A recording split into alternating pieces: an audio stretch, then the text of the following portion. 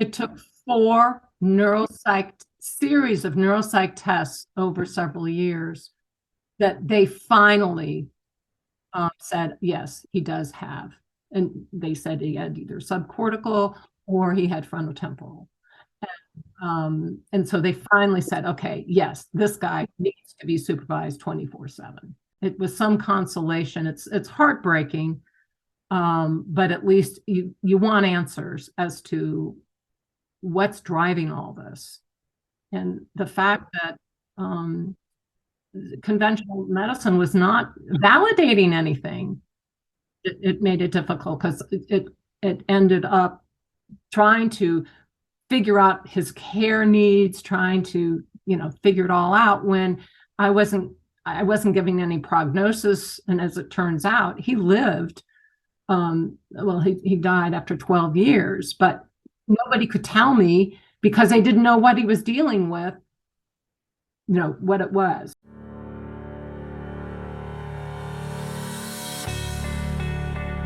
Welcome to the All's Authors Podcast. We're so glad you found us. We're the global community of authors writing about Alzheimer's and dementia from personal experience to light the way for others. I'm Marianne Shuko, a registered nurse, author, and dementia daughter. And I'm Christy Byrne-Yates, a licensed educational psychologist, dementia daughter, OWLS author, and coach focused on the sandwich generation. Please join us for bi-weekly episodes with our authors as we talk about their dementia journeys, sharing intimate details and painfully obtained knowledge to help others currently on that path. We hope these stories offer you comfort and support as we strive to break the silence and stigma surrounding a dementia diagnosis. May one of our authors speak to your experience. This is the Whole Care Network.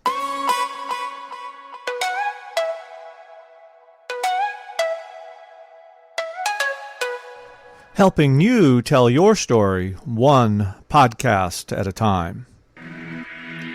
Content presented in the following podcast is for information purposes only. Views and opinions expressed in this podcast are solely those of the host and guest and may not represent the views and opinions of the Whole Care Network. Always consult with your physician for any medical advice, and always consult with your attorney for any legal advice. And thank you for listening to the Whole Care Network.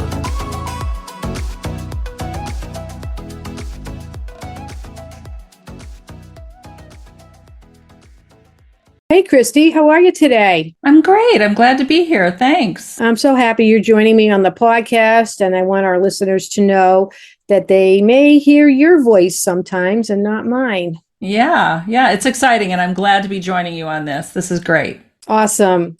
So today we have a really interesting guest, Sandra Strauss. She's going to talk to us about the myths surrounding the impact of environmental toxins on the brain and dementia development. Have you heard anything about that? Marianne, just a little bit, and I find it really fascinating. So I'm excited to be here and to learn more about Sandra. So maybe you can tell me a little bit more about her. Well, when her husband, Rick, was diagnosed with dementia seemingly overnight, she was determined to uncover the truth behind the cause. But what she discovered was more shocking than anything anyone could have imagined. Unbeknownst to them, Rick had a rare genetic predisposition that made him highly susceptible to environmental toxins. And she thinks that's a factor that could be making countless people sick. Her journey to uncover the truth has now become a mission to help others navigate this complex terrain as she embarks on writing a book to share her experience and raise awareness.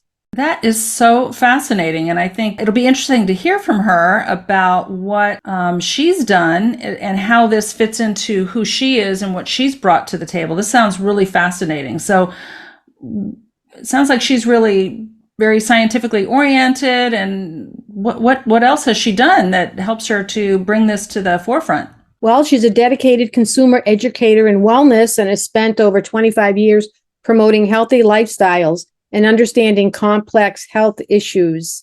She's written several books, including the one we're going to discuss today called A Toxic Brain, Revelations from a Health Journey, and she uses her experience and expertise to shed light on the impact of environmental toxins on brain health and dementia development. Wow. I mean, this is fascinating. So this will be really interesting to dive into. That's right. And we're going to dive into it right now. Hi, Sandy. Welcome to the All's Authors podcast. How are you today? Oh, I'm doing great. We're so grateful to have you here. I'm here today with my co-host, Christy Byrne Yates. Hi, everybody. Hi, Sandy. It's so nice to meet you. Well, I'm looking forward to this interview. Yeah, so am I. This is on a new topic for All's Authors. We haven't investigated your story, a story like yours yet. So we want to hear all about it. But first, can you tell us a little bit about yourself and what brought you to All's Authors? Well, my background is as a consumer educator, largely in wellness for probably the last 25 years. And I was the former VP of Consumer Affairs for the Fruit and Vegetable Association. And so promoting healthy lifestyles, healthy eating, and then focused a lot on what's happening today how has our health changed so much? So my path has really been one of helping people understand sometimes some pretty complex issues. So when it came to really looking at what I was learning as a result of what happened to my husband, that really became my call to action to write another book. I've written several books because I love writing on. Well, I have another book called Dancing Through Life with Guts, Grace, and Gusto. It's about living vibrantly, living with spirit, doing the things that make your heart sing. And so that's just been my focus of really, when I look at what I embody, it's messages relating to health, to harmony, and happiness. So that's kind of what my work has been grounded in. And that sounds really lovely. And tell us a little bit about your book. What's the name of the book? It's called A Toxic Brain, Revelations from a Health Journey. All right. And now I'm going to ask you about Rick, who is at the heart of your story. Can you tell us about him? Absolutely. And I think it's important to give background about who he was before the illness changed him in so many ways. So Rick was really my rock. He was very wise, very calm. He was just a wonderful, we just had a great relationship, and we knew each other for 30 years before the illness struck. Coincidentally, his professional background included working on personal injury cases, many of which were associated with sick building syndrome, which can be caused from toxicity, caused from mold, caused from chemicals in the workplace. He worked on asbestos cases, and his role was as a vocational rehabilitation consultant. So he worked with attorneys and with doctors to assess the degree of damages that some of these clients had. And so he really made such a difference in people's lives. In fact, as part of when he later was in assisted living and in skilled nursing care, he said to me, "No one knows what I did." And I found a number of testimonials from the attorneys who said, "Your testimony made all the difference in the suit." And so he was really helping. He had such a heart of gold that there was one or two cases where he was so moved by the client and the degree of suffering that they had, that he just gave whatever wages he had gotten from that, he just returned it back to them directly. Mm-hmm. So it just was really an indication of the great guy that he was, which made it probably more difficult to understand when his brain was totally transformed, because I had a hard time figuring out, wait a minute, that's not at all like who you are, and now you're acting these different ways. So I think it's important because it is a story for our toxic times. And that is why I really wanted to, have this interview, write the book, because it's affecting so many people in ways that they're not getting answers. So to give you a little bit of background on kind of what my experience was with his dementia, it clearly was not the typical or more gradual cognitive decline. I didn't notice that. What happened was literally overnight. Overnight, all these symptoms appeared that I had never seen before. When I first came in, he had never come to bed the night before. I thought he was just working on some cases. But when I come in the morning, he was visibly shaken. He stood up and he was severe tremors.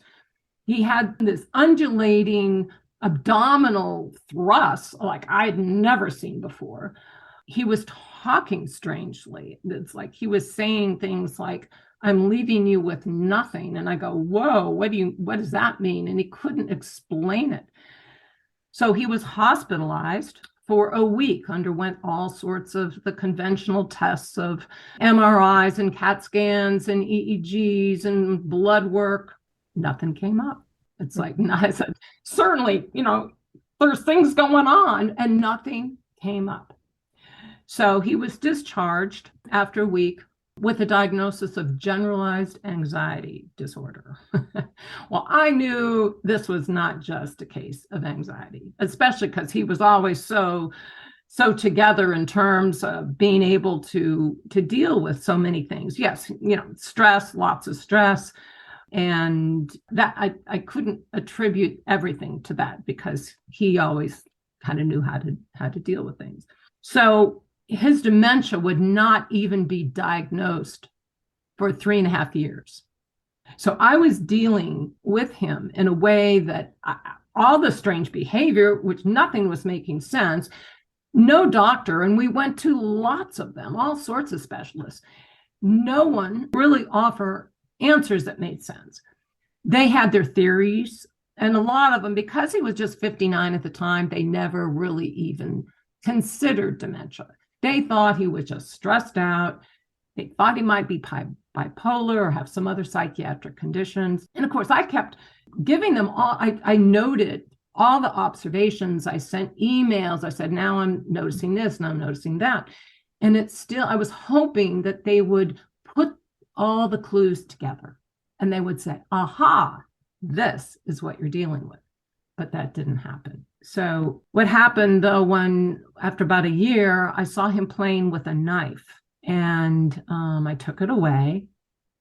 And I don't know what later on made me look under the mattress, but I found a knife under the mattress. And I called the psychiatrist, and he said, get him to a hospital right away.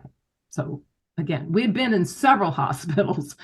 We had been to very prestigious hospitals, and it's like no one had answers. So anyway, we went, and he went through, again, a series of tests. He was admitted into the psych ward. And again, I'm having like this is like not the place I thought that I would be traveling with my husband, but that's where I found myself.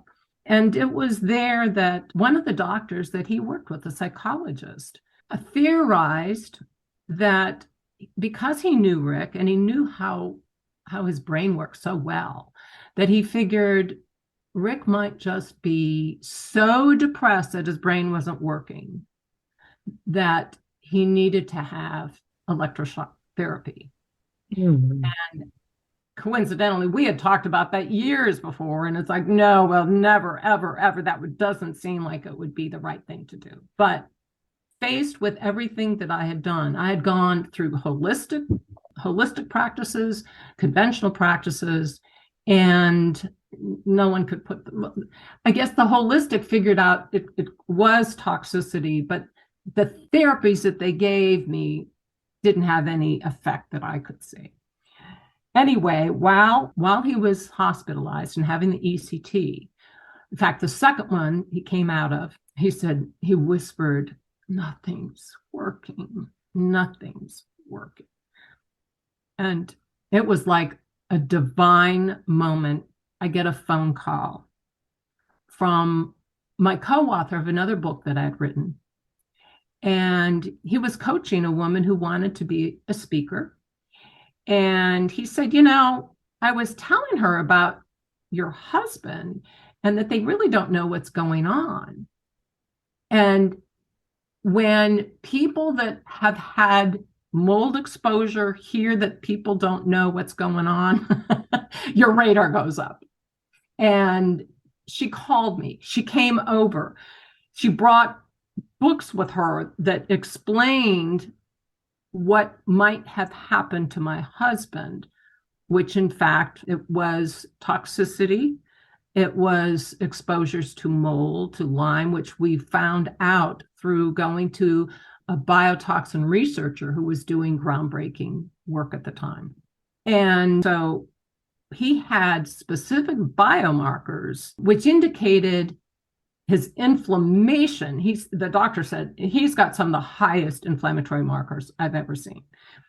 And he also has genetics that make him an especially poor detoxifier.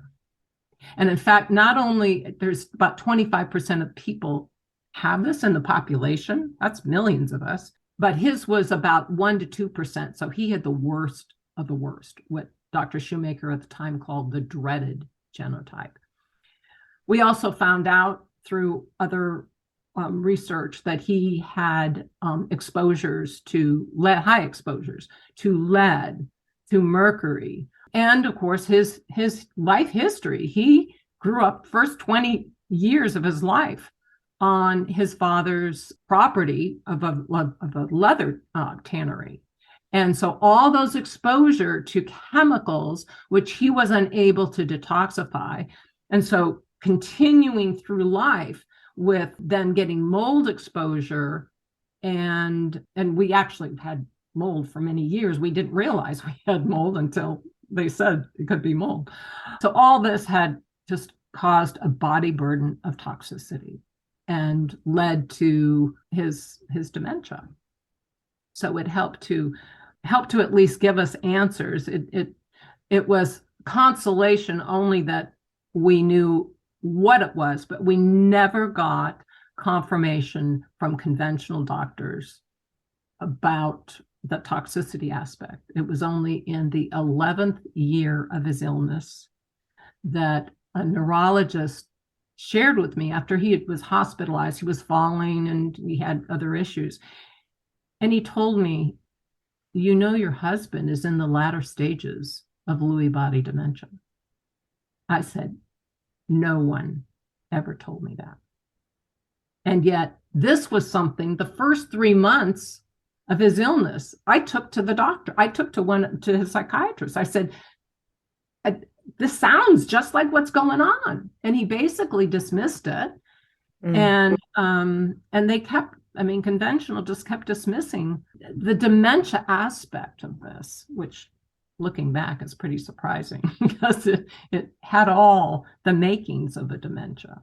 But I think they just couldn't put wrap their heads around that he was just 59 at the time. And of course, now they know there's early onset of things. So what year was it when all this was started up? Was it 2004? 2004. And so that was just this was kind of the early stages of some of this groundbreaking research. So it was not yet peer reviewed. And although I took that research, I said, it's called the biotoxin pathway. It's brilliant. The guy is a genius. And it looks like if you're 25% of the population that are poor detoxifiers, then you're going to go down a pretty predictable pathway. It fires up inflammation, causes all these symptoms that last in varying degrees of time and intensity. And so it explained all these things and how in the research, there's certain biomarkers like something called MSH, which regulates a lot of functions in the body, and yet it wasn't known back then how it does. And that's why now there's much more known about the link between toxicity and chronic illness, including dementia and neurodegenerative decline. But it also as part of the story, and as after he died, and with Dr. Brederson's research, I learned something else, and that is there is now a toxic type of Alzheimer's, and it's called type 3, stemming from and so I had all of Rick's lab work, and so in Dr. Brederson's book, he shows kind of the classic symptoms of toxic Alzheimer's. And my husband actually aligned perfectly with that. So now he had a diagnosis of Lewy body dementia. And now there was something new, but it actually came together. And I had an occasion several occasions to meet with Dr. Brederson. And he said, you can actually have two types of dementia at the same time. Mm-hmm. And that was like, oh, finally. I mean, he was like one of the few people in the world that could offer that insight. And so that's why the story, I think, is so relevant to today, because we're swimming in toxins in our food, in our air, in our water. It's affecting us, but they're not being evaluated. And so we now know if you get to the root cause, you've got a chance of reversing as well as preventing, chronic illness. So it's definitely something that needs to gain an awareness in order to, I don't want anyone to have a health destiny other than vibrant.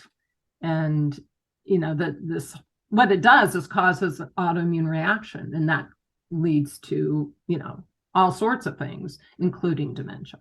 Yes. And in your book, I read in the beginning that your husband's progression was extremely rapid, where he was fully functioning one day, and within months you have him in daycare. Well, what I would say is, it was a sudden onset of all the symptoms. Did realize after a long time that it didn't just suddenly happen. Mm-hmm. I did know, like the night before, he kind of looked at me with this weird look. It's like, whoa, that is very strange. I also noticed we had a dinner, and I love table topics, and so I asked a question of something, and he responded in a very strange way. And but he was private in many ways, and I just thought he might have been having a little bit of a midlife crisis or something, a little delayed midlife crisis. But anyway, it's what happened. I observed. I mean, surprising, because I'm pretty I pretty well know what's happening in my surroundings and in relationships. But, I just thought he was stressed out, and he did note, kind of financial stress and that type of thing. So, but yes, it's just an incredible story. And let's talk about how you put it together in your book. So what would readers find in the book? Well, I really just initially wanted to just share the story, because at that point, I recognized that there were millions of people that potentially could be dealing with similar situations. And so that was my aha. So I wanted to provide as many details, and I provide some gritty details. I mean, he had a total decompensation at the end of before we're able to get him into, well, I guess I didn't include that part of the story. His situation was such that he could fake being okay, and for a while he seemed to be okay, and yet things where you could tell it's not, no, this doesn't exactly right. Well, so he was able, once I brought him back home after a year of being in assisted living, and I thought, okay, we can manage this. It's going to be a different dance, but we can do it. And then I hadn't been with him though for 24/7. And that's when I discovered he had narcolepsy. Well, I knew he couldn't drive, but he found the keys. He got out. He was in an unreported accident. I did not know. And so I reported him. I I told the doctors, I said, tell him he cannot drive. And they told him, and he promised, oh no, I won't do that. Mhm. And he did. And I was advised that I really needed to take action and officially take away his license. Well, our relationship at that point was getting pretty strained, and I knew that would not be good. But I did seek an attorney, and he said, you need to do this because if he gets in an accident, you're liable. Mhm. And he could hurt someone and kill himself, kill others. I thought, oh my God, we got to stop this. So once that became official, I was thinking, oh, they'd come take his license and that would be the end of it. No, no, it wasn't. It took months. He then was able, because he wanted to drive, he revoked my POA. He HIPAA'd me out of his care. I could not talk to his doctors. And so, again, the attorney advised you need to seek legal guardianship. He moved out to an undisclosed location. I was going on respite for a little bit with my daughters, and he told the ministers where he was going to be. But when I came back, he had moved into an apartment. He was living unsupervised with his car, which I could not take because my name was not on. So I was, I absolutely had to let go, but it's challenged. It was a very scary time. It was sometimes terrifying because his behavior was terrifying. So That is terrifying. That's like a nightmare. I hadn't heard that story before. It was. In fact, I was going to call the book Navigating a Neurological Nightmare because it was constant stress. There was really very little time. I was always like looking at, he'd be doing weird things. I couldn't trust him. I lost all trust. I mean, he'd go, I went to take the dog for a walk and I came back and he was gone. It's like, where are you? I mean, it was constant stress. Let's talk a little bit about that situation of taking away the car keys, because I think most people, caregivers with someone with dementia, encounter that situation. I know I did. I know that Christy did. In my situation with my stepfather, from day one, we took him for an evaluation and he was diagnosed. The nurse practitioners told us he couldn't drive anymore. And if we didn't take him off the road, she would, because she would notify the registry of motor vehicles in Massachusetts. Good for her. So I had to do that. And the problem was my mother didn't drive. She was her whole life. So she depended upon him to take them wherever they needed to go, grocery shopping, church, all that. Right. So she did not want him to not drive, but she understood the risk. And when I said to him, the doctor doesn't think you should drive anymore, he said, well, I don't want to drive. Margie makes me. So I was, that's good.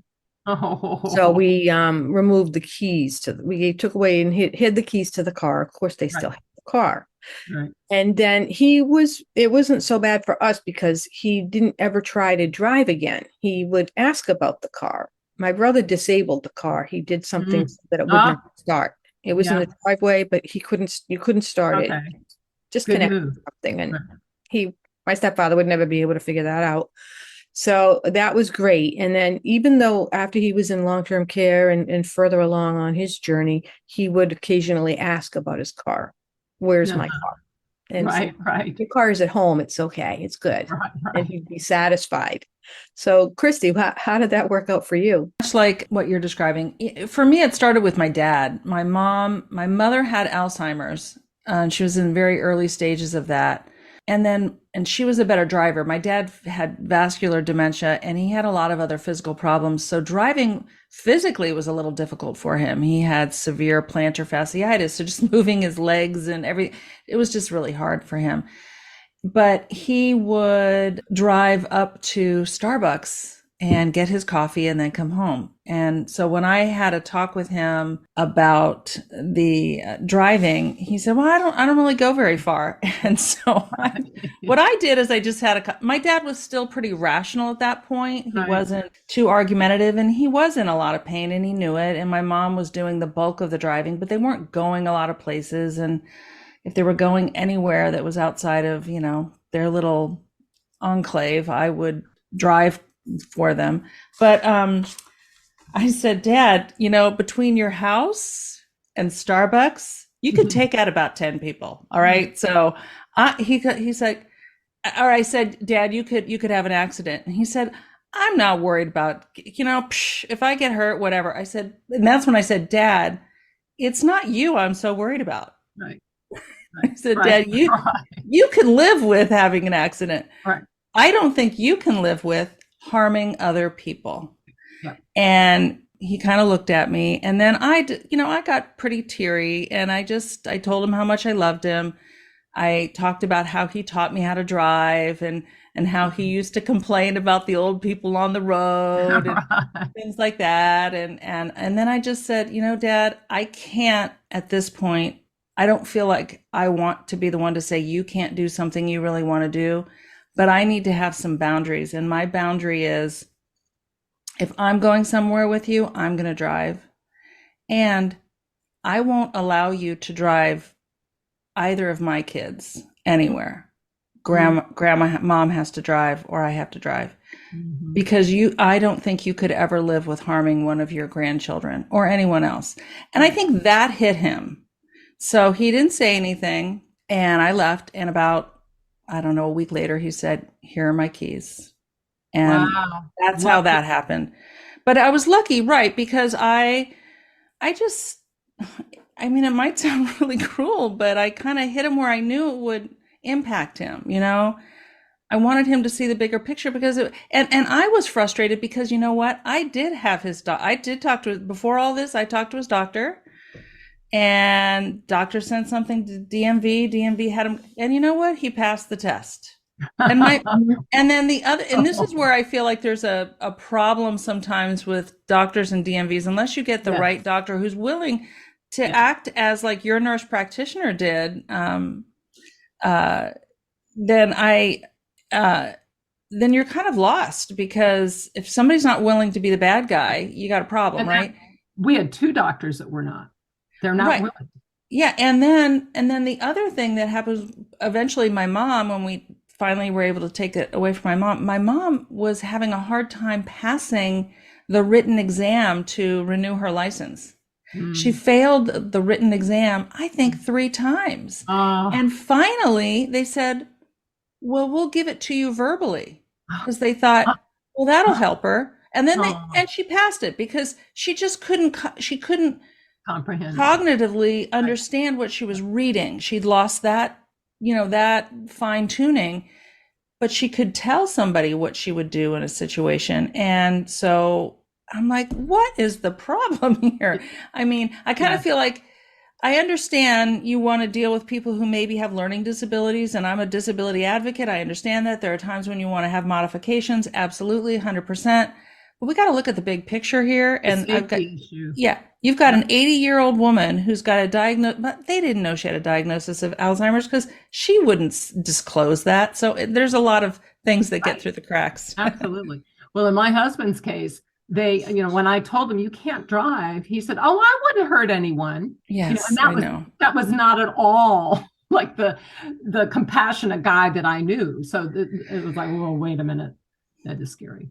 As I'm listening to you, one of the things that's coming up for me is, I think when, some people who are really high functioning for most of their life and are clearly really brilliant people, I think it's very hard sometimes for, like, they're able to pass some tests sometimes, mental status exams, other things. They can they can just get through that pretty quickly. Well, especially because his career, that's what he worked with. Right. And I said, because he would take those mental status tests, he would ace them time after time. Yes. I had just witnessed like this crazy hallucination that he just had. And, we're waiting in the hospital for a while. And, 2 hours later, you finally see the doctor, and they go, "Well, you're fine. Why are you here?" I know. And so it's those things, is that there's a lot of people that, so when you're saying it kind of came on all of a sudden, it's not, it's got to be horrifying for you. I am so sure that was horrifying for you. And But like you said, there were probably things, but they're hard to see when you're dealing with somebody who's really high functioning and can hide that, and not purposefully hiding it. So They're compensating because I mean, that's what it really, took yeah, it took four Yeah. series of neuropsych tests over several years yeah. that they finally hmm said, yes, he does have. And they said he had either subcortical or he had frontotemporal. Right. And so they finally said, okay, yes, this guy Mhm. needs to be supervised 24/7. Yeah. So it was some consolation. It's heartbreaking, but at least you want answers as to what's driving all this. And the Mhm. fact that conventional medicine was not validating anything, Right. it made it difficult because it ended up trying to figure out his care needs, trying to, figure it all out when I wasn't giving any prognosis. And as it turns out, he lived, well, he died after 12 years, but hmm nobody could tell me because they didn't know what he was dealing with, what it was. Right. Yeah. That's really tough. Yeah. So, Sandy, what do you wish you knew at the beginning of this journey that you didn't find out until later? Wow, that there are different types of dementia. I think the doctors themselves didn't know much at that time about different types of dementia, and because of his age, they just didn't consider it. And so I think now again, my passion for writing the book was recognizing there are root causes that are driving dementia, driving chronic illness, and that if we can investigate them early on, such as taking, as Dr. Bredesen advises, cognoscopy at maybe starting at age 40. And so you start checking because, the brain can be degenerating for decades. And if you're looking at, okay, what is it? Is it toxicity? Is it hormones? Is it, diet? Is it you're not getting the stress, how it's all working together to cause inflammation. And so, again, that is something that I wish I would have known because it could have changed possibly the course of his illness. But I think evaluation needs to be different. And if people want answers, I think it's important that they find a doctor or functional practice or a doctor that's specializing in recognizing that there are ways of evaluating early on that we don't necessarily have to go down that path. Even if you got certain genetics, that you can be doing things through lifestyle medicine that can change, and that they know that destinies are being totally changed when you look at the root causes and address those root causes. They talk about I think it's now about 40 different root causes that can cause inflammation. So if you check on these, I actually had one myself, and it was most surprising because it turns out I don't have the worst of the genetics, but I have that. I'm in that 25% of the population. And it turns out I had my daughters tested. They have it.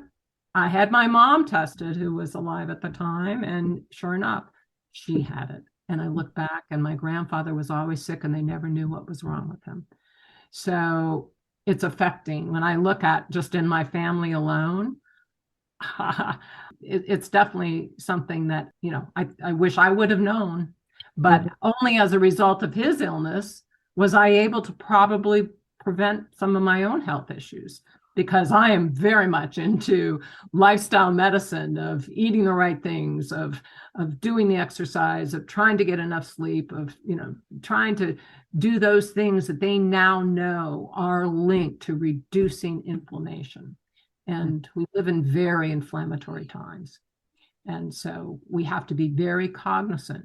And again, I used to do a lot of work in talking about weight loss. And now the message is, yes, weight is an issue. Definitely, weight is an issue. But keeping your brain healthy is critical. And changing your diet does make a difference. Can you go back and explain what the cognoscopy entails? A cognoscopy is kind of a look at a number of different aspects of how the brain functions. For one, it included a volumetric MRI, which is a different type of MRI. It actually shows you brain shrinkage. And I mean, I'm in my 70s, so I wasn't totally surprised, but I was surprised at some of the responses that I thought I was, you do tapping as fast as you can and doing these things. And I knew sometimes I wasn't doing as well, but I was surprised at some of the questions that they were asking and trying to remember, like, okay, they give you a series of, yellow, you have to put in order a yellow circle and a red triangle and a green square, or whatever, and then see the pattern. And I'm going, whoa. So it includes lots of things. Also, in my case, it included looking at the toxicity issues. There's something called the VCS test. It's an excellent screening device. You can do it right on your computer, and it is a way of really screening for biotoxic exposures. And I didn't do well. And I'd been detoxing for a long time. And so I was surprised. I thought I did once I had that initial test back in 2005. And so I did my detoxification, and I continued to detoxify regularly. And so I go to this doctor who specializes in Bredesen protocol. And I took that VCS test and I failed. And that means, you're dealing with stuff. And I thought, my gosh, I've had my house, the mold remediation, I'm detoxifying. It's like, what can I do? So to me, it's being very proactive. I recognize I've got the issue that could take me down a pathway, and I'm not going there. So I'm doing what I know needs to be done and address those things. And so I'm, constantly looking at mold, which I don't like because, living in Florida, you got some mold issues. The 75% of people that can detoxify, they can be in mold and they can process it out when they're not exposed any longer. Those of us who are in the 25%, we can be exposed to mold. It doesn't come out of us. Mm-hmm. We can move out. It's still in us. And oftentimes it's generating inside of us. My mom lived in our basement, which this is before we knew we had a mold issue. Mm-hmm. This is where my husband had worked before. He had an office in the basement. He moved up to the upstairs. My mom was in the room where we had a closet, and there was a little water seepage, but we didn't keep really anything on the floor. Didn't seem to be much of a problem. Little did we know. My mom moved in when she was about my age now, in her early 70s. And she progressively started to have more joint pain, more coughing. She had lots of bouts with bronchitis and pneumonia, and all these things were happening. Still didn't piece it together until after my mom had moved out, because she couldn't even get up the stairs after a while with her arthritis. So she had moved out. And then I realized that in reading Dr. Shoemaker's book, that my mom also had the mold. And then of course I took her, and yes, it was tested. And a lot of doctors, when you explain your symptoms, and I got these joint pain and I got these aches and pains, and they classic, well, you're getting old. Mm-hmm. And we assume that's what it is, when in fact it's the inflammation. When we address the inflammation, amazing things happen. Now, my grandmother, my mother had terrible arthritis. I have been doing what I do, and I don't. And I think that, at least I don't know that I do. I don't feel like I do. So I think it's a sign that we can be proactive, and it's important, and we do need to take certain actions, including, even a mold test. There's little things. There's a mold test you can get at, the Home Depot or Lowe's, and you can just put it on in a room and collect to see, what happens if you notice anything in, 24 hours, 48 hours, etc. And then you can send it off. And so that's something else that I do now to see, because we had a hurricane here back. And of course, mold is a big issue. And so, I tested to make sure. And of course, we had a leak. So it's constant when you're dealing, when you're you're sensitive, that you just have to be proactive. Yeah. Now, you mentioned all of these different tests, which are, I guess, unconventional. And how do you pay for those tests? Are they covered by insurance? Most of them are not.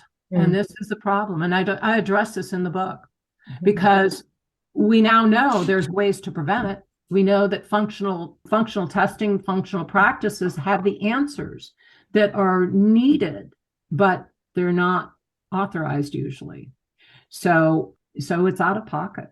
And this was when I was looking, I don't know how much, in terms of all the tests that we did, the heavy metals tests, the biotoxin, all the research tests, it's not covered. So that's not right for consumers. And again, it's a bigger problem. When you look at the toxicity issues, we're not addressing toxins in our food. We're not addressing, toxins that we say, oh, they're there, or, it looks like, you could have issues. But it's particularly difficult unless you have a whole system working together. And that is really what I suggest, is that we need to get federal agencies recognizing this, the things like with GMOs and that's affecting health. And we need to look at the whole aspect and integrate. And another thing too is looking at our healthcare system, and in assisted living, skilled nursing care, look at what they're eating. I include something in the book about, what my husband was being served was horrifying. It's a lot of carbohydrates, very little fruits and vegetables. I know that, I was there over at his skilled nursing for a lunch, and they served, the tray came in, it was all brown. And it was like a sweet potato that didn't even open up. So it was a brown blob. And it was broccoli, but it was deep fried broccoli. So it was brown. And the chicken was brown. And, I take it to the nutritionist, and, they didn't make any changes. And so this is an exciting thing, is Dr. Brederson talks about some nursing facilities which are instituting his protocols, so that you've got the diets, the healthy foods, the exercise, really looking at all these, the social, of course, there's a lot of, social interaction, which is important, but I think the looking at the diet, and that alone can make such a difference, especially when you're dealing with mold issues. Because I talk about in the book about, he was supposed to be on a no amylase diet, which is no sugar, no carbohydrates, nothing, no vegetables grown underground. It was like, oh my gosh. And skilled nursing really couldn't even deal with it. And I didn't realize how important it was at the time. Had I known then, I just wanted to give him some comfort food, because here he was, living in skilled nursing, and, he was 60 at the time, just sad that everything that he knew, his life was just totally transformed. How many years was he in care? In care, I had him the first year. He then was in assisted living for a year. I brought him home because we were using the protocols. He was getting better. Brought him home, which is when, after a while, I recognized what was going on, or pretty soon I recognized what was going on. And then because I took away his license, he went out on his own and was able to do that.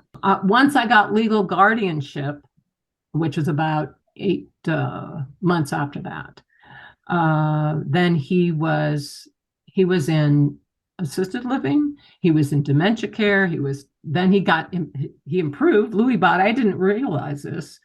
Lewy body, you can fluctuate. You can be fine, seemingly fine for a while, But I didn't know that because I didn't know he had Lewy body dementia.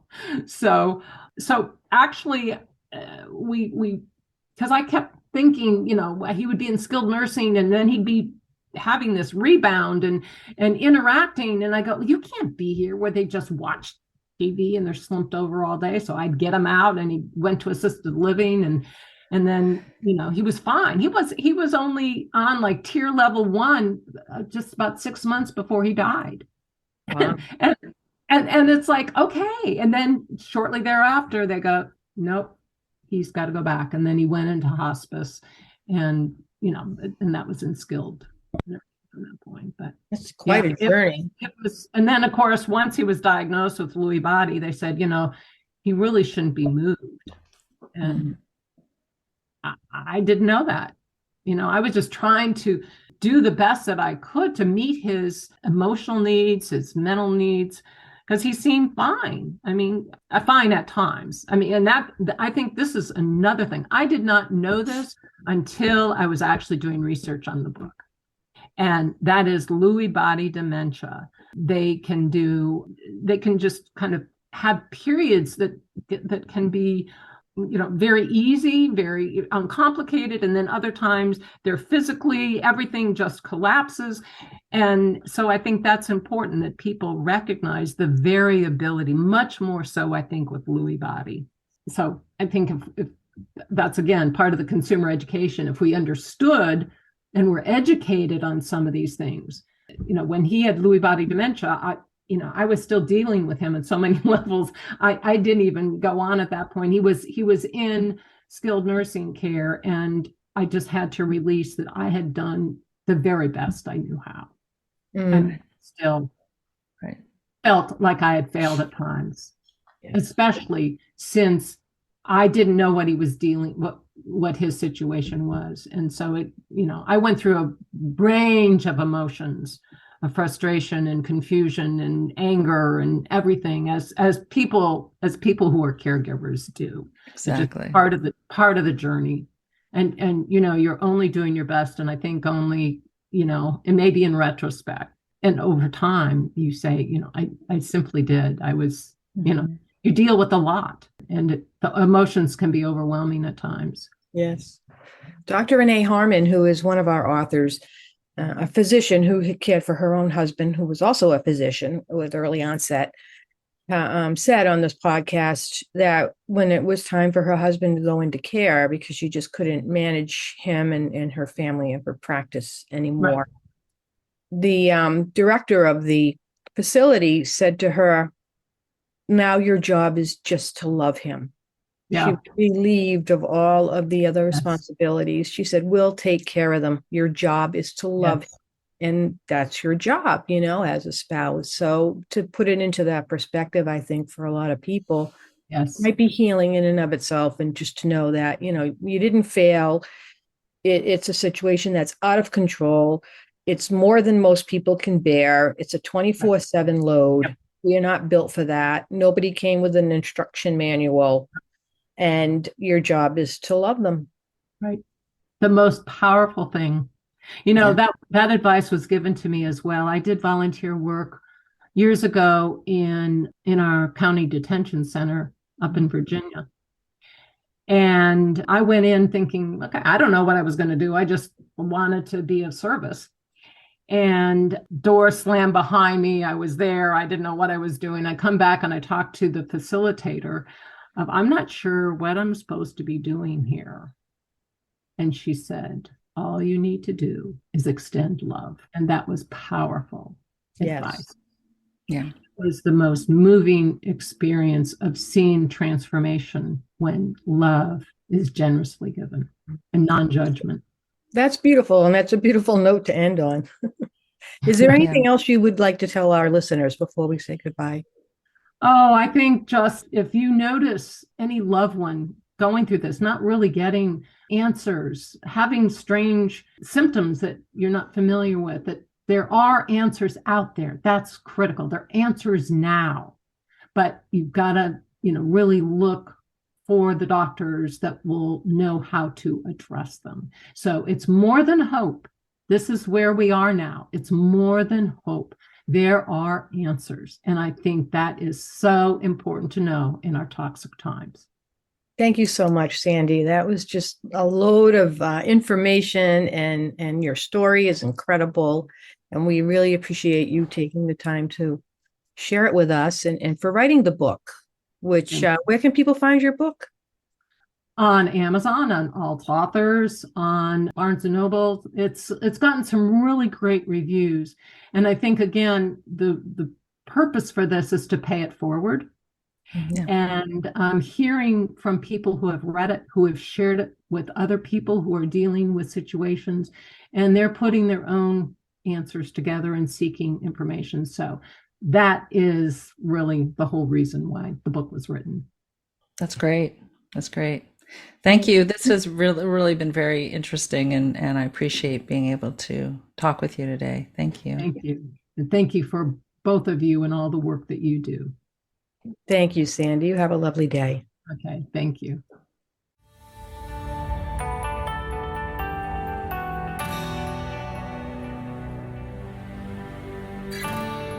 Thank you for listening to Untangling Alzheimer's and Dementia, an All's Authors podcast.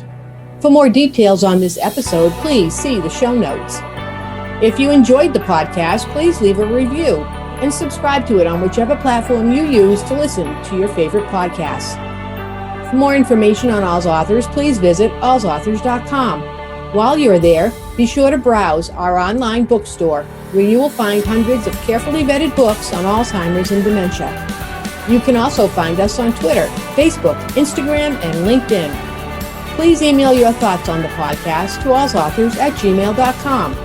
We are a 501c3 charitable organization, totally reliant on donations to do what we do. If our authors' stories move you, please consider contributing to our cause. Remember, you are not alone.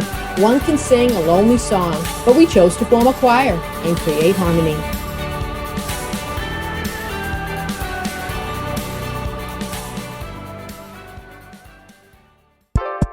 Hi, my name is Christy Byrne Yates, and I'm one of over 300 authors of alsauthors.com. I'm also a donor to Al's Authors. I chose to participate in the monthly donation program because for me, it's easy and efficient. You can donate one time, monthly, or annually. Simply go to alsauthors.com/donate. So why do I donate? Let me tell you. The management team at Al's Authors is such a dedicated and passionate group of volunteers who receive no financial compensation for their hard work. They've gathered and promoted amazing authors who share about their journeys authentically and in many forms. There are books for children, professionals, family caregivers, and for those who've been diagnosed with some form of dementia. Al's Authors also produces rich content that is completely free through podcasts, special events, and a vibrant YouTube channel. Please consider donating to Al's Authors today by going to alsauthors.com/donate. And remember, you are not alone.